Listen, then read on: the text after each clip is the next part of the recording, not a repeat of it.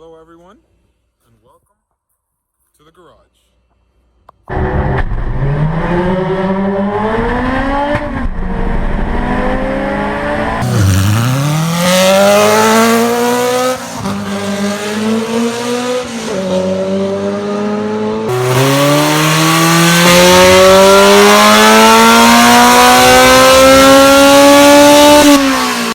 So first, let me start by introducing myself.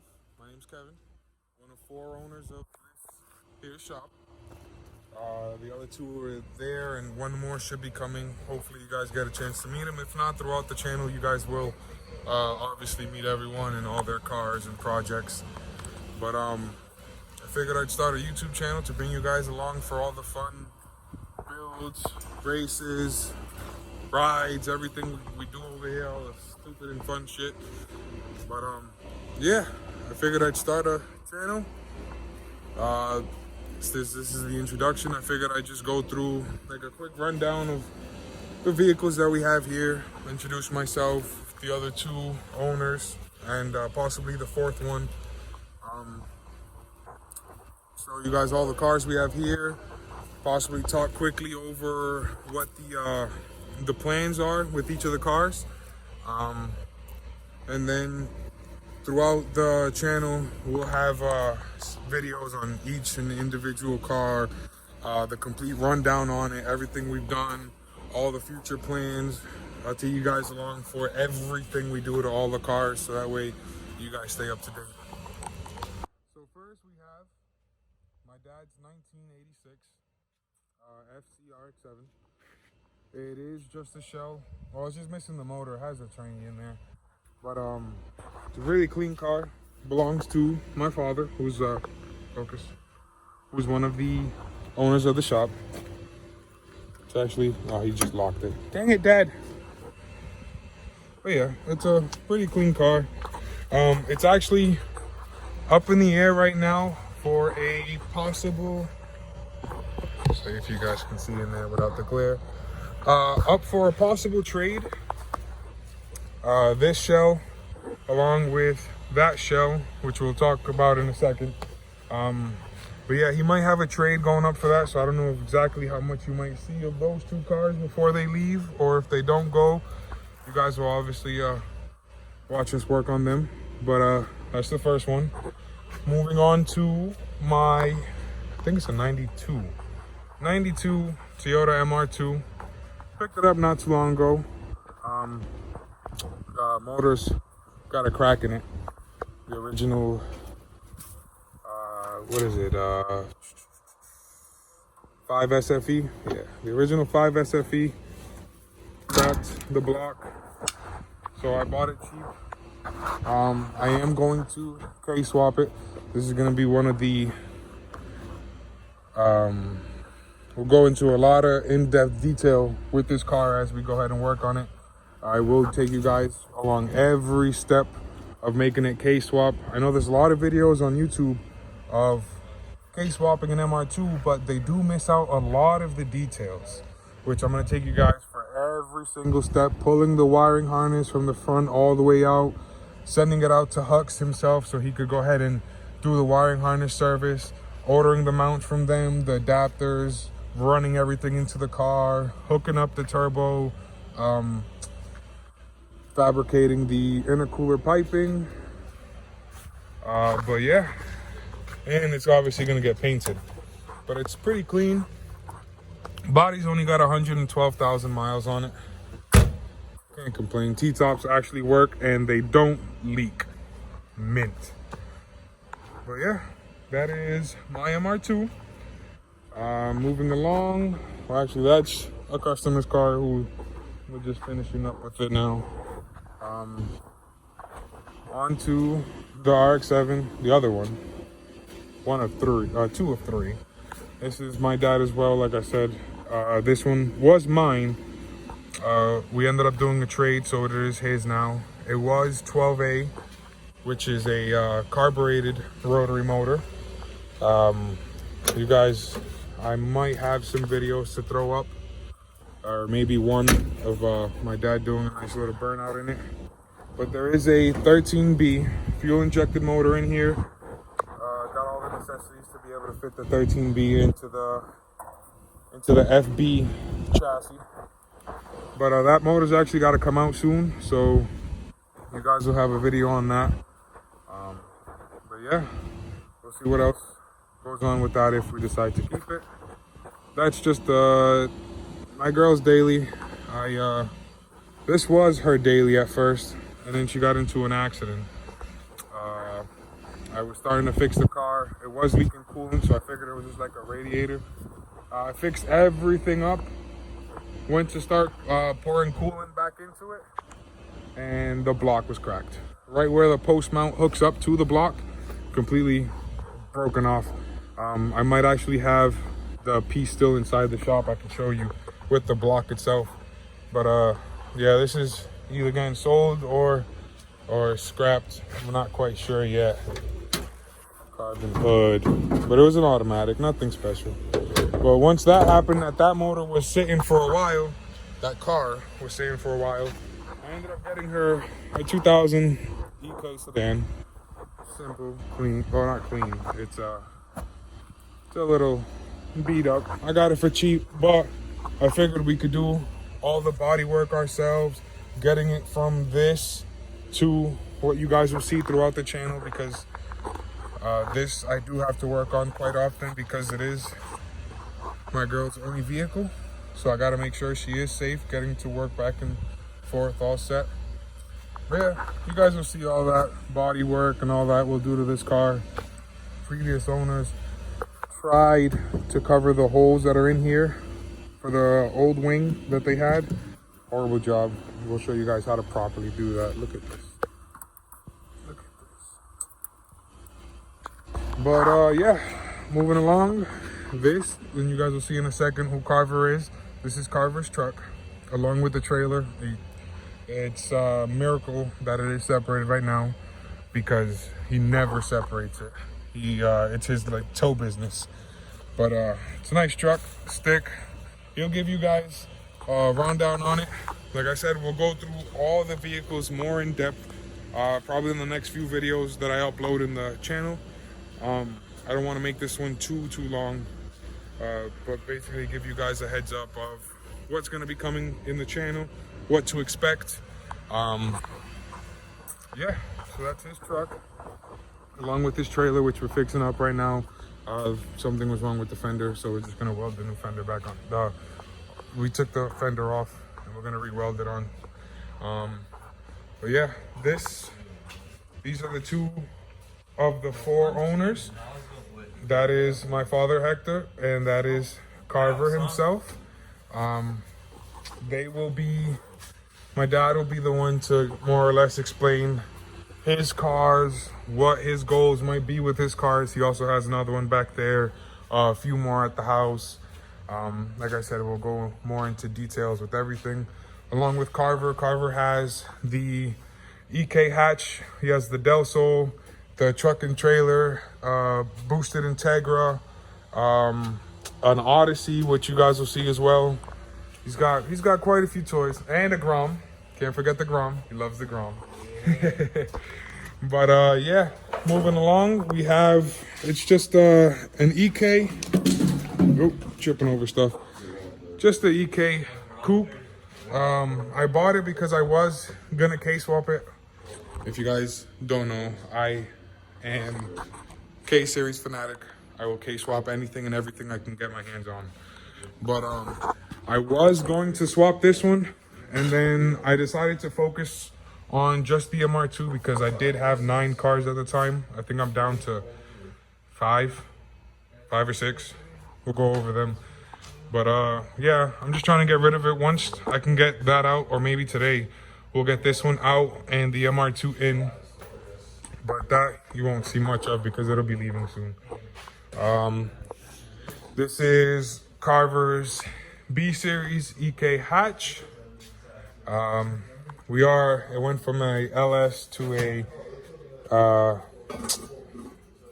LS VTEC with the GSR head boosted. He will give you guys all the rundown on this car.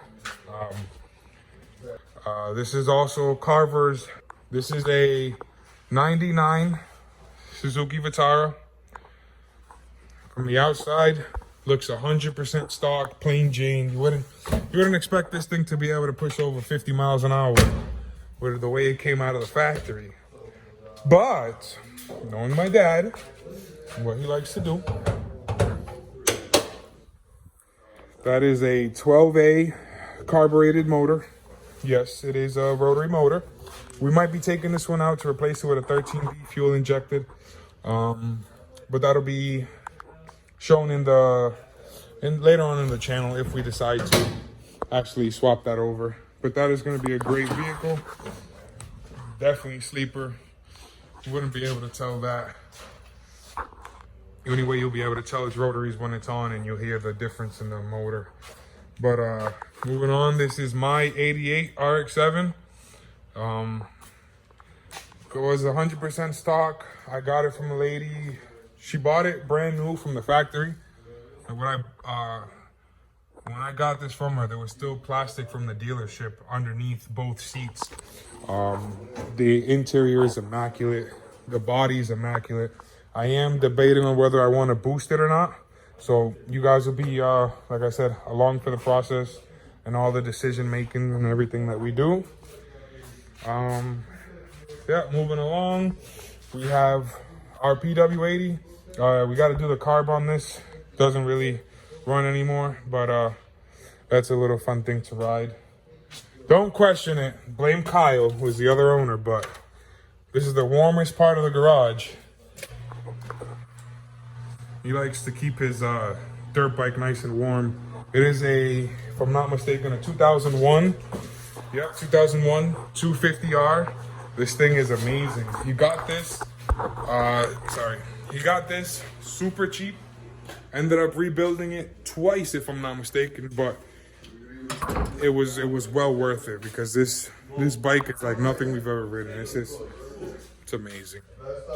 But I'm gonna end up getting him a GoPro mount for his helmet, so that way whenever we all go out, because we have quads and bikes, and Carver has the Odyssey, definitely be good to bring you guys along for the ride to show you guys what we like to do when we're bored and we have no projects in the shop to actually physically work on.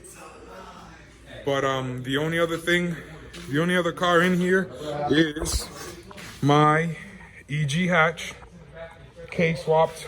It is a track car. Sometimes we fly this thing out to Mexico, and my friend has his own private track in Mexico that we like to have some fun.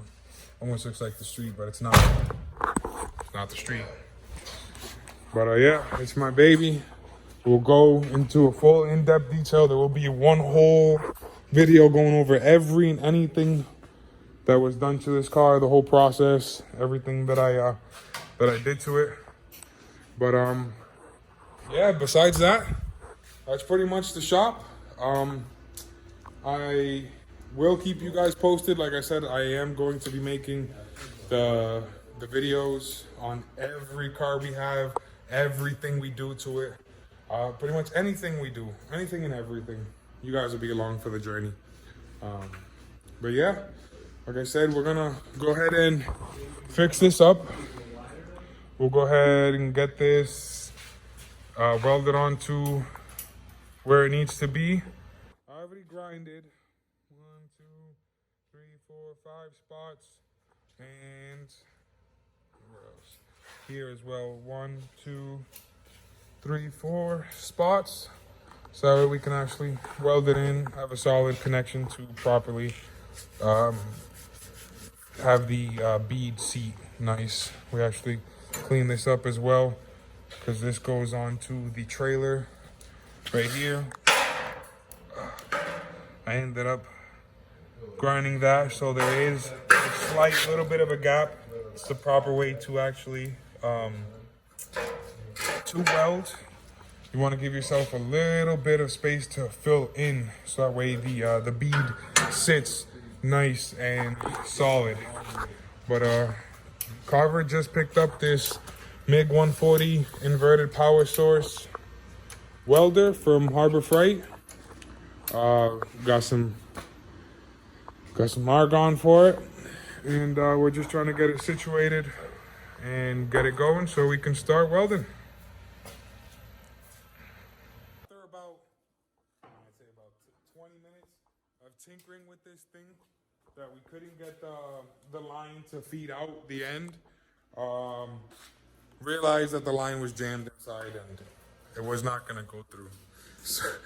So we ended up, It happens, man. it happens.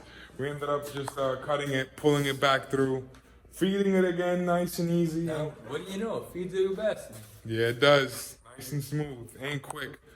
But yeah, now to get started, we're gonna go ahead and mock everything up. Just trying to see exactly how we're gonna put the bracket, which the bracket attaches to the fender, and as well, as you can see that one, it goes right here. And should be good to go with that. So, I'm not sure if you can hear me. I'll probably check in the video before I edit this. We have the heater running because it does get cold in here during the winter. We are in the middle of the winter. But I'm going to show you guys. I got the fender here. I got to grind down a little bit so that way it actually mates with the trailer itself. Clean this area up here and clean these up here where it attaches to the top and the bottom. As you can see right over here, you got the welds on top and you got the so you got the welds on top and you got a few along the side. We're just gonna try to repeat what they did on that side, put a few along there, a few along the top, and then brace it with the beams on the bottom, which this one has the beam. We're gonna go ahead and weld the other beam onto the other side, and it should be good to go. As I was saying about Kiana's Integra, when she got into the accident, this is the post mount. That is the actual cylinder wall. Right there. Just so you guys can see. Right there.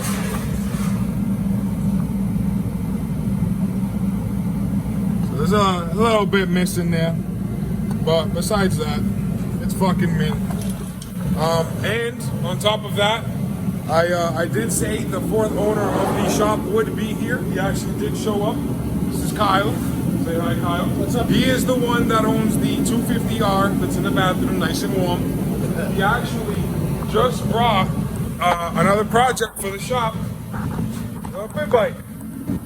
Doesn't run, but it will soon. It's gonna be a fun little toy. Thanks to Kyle. So yeah. A big man on a little bike. That's, yeah. I think I have a picture of me and him side by side. I'm on my mini bike, and he's on his big bike. It's like fucking monster. Such a height difference. AT&T racing the ball. But yeah, we're just cleaning up the spots where we are going to be welding on the trailer, on the fender itself, where it goes to the trailer. We'll just keep going and then we'll end up showing you guys what we do to weld it.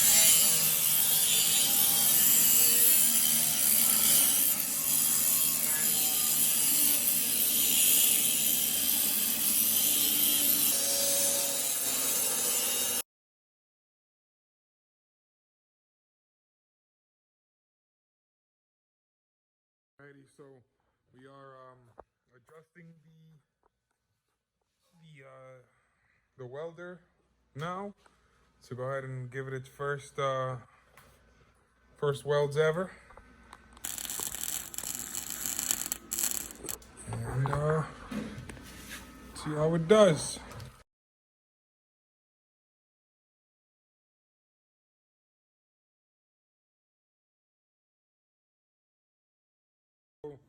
The top is tacked in, just to at least hold it into place. Now we're just trying to get the all the other sides tacked in, so we have everything where it's supposed to be, to then finally be able to lay down the solid bead through everything, make sure that it's all solid, that they're not just little tacks, but this is so at least we have it in the spot where it's supposed to go. You know,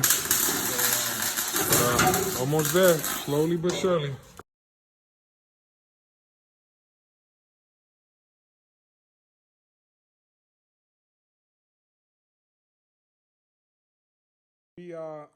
We all took turns with the new welder, getting used to it. Obviously, not the best of welds, but we're getting there. Everything is tacked up and in place. We just gotta set that in. Got that one just about all hooked up, welded in there nice and tight. But yeah, that's it. Probably gonna call it a night.